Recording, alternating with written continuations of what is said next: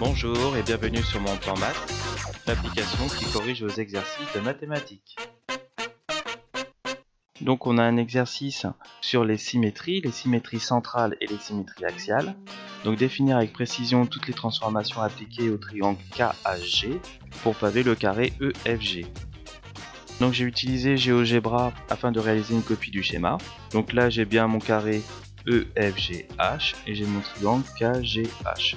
Donc j'ai effectué une première symétrie axiale donc par rapport à cet axe FKH de mon triangle KGH afin de paver le triangle EKH. Après j'effectue une symétrie alors centrale cette fois-ci par rapport au point K du triangle KGH. Je vais donc paver le triangle EFK. C'est la troisième étape. Pour finir de paver le carré EFGH, je vais utiliser la symétrie centrale de cet axe, donc le EKG, de mon triangle KGH. Donc j'ai fini la première partie de l'exercice.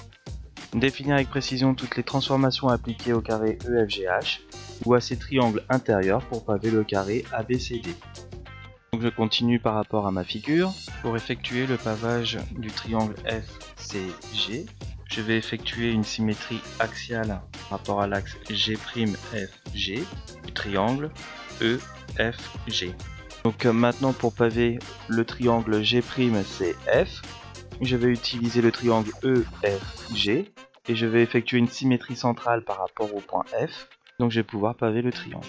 Pour paver le triangle H'EA, je vais utiliser le triangle EFH et je vais faire une symétrie centrale par rapport au point E.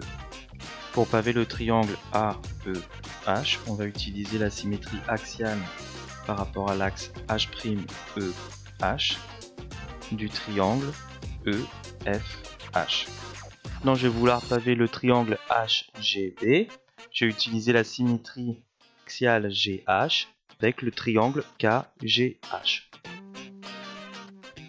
Donc pour paver le carré H'G'FE, j'ai utilisé la symétrie axiale AC avec le carré EFGH. Enfin, pour paver le triangle H'DG', je vais devoir passer par deux étapes. Une première étape, comme je l'ai effectué tout à l'heure, donc une symétrie axiale par du triangle HKG avec un axe GH qui va me donner un triangle GHB de tout à l'heure. Cette fois-ci, je vais utiliser la symétrie axiale par rapport à l'axe AC de ce triangle HGB. Et donc ça va me couvrir le triangle D'H'. Toute l'équipe de Mon Plan Maths te remercie d'avoir suivi cet exercice. Surtout n'oublie pas de t'abonner à notre chaîne YouTube afin de recevoir régulièrement tous les nouveaux exercices. À bientôt!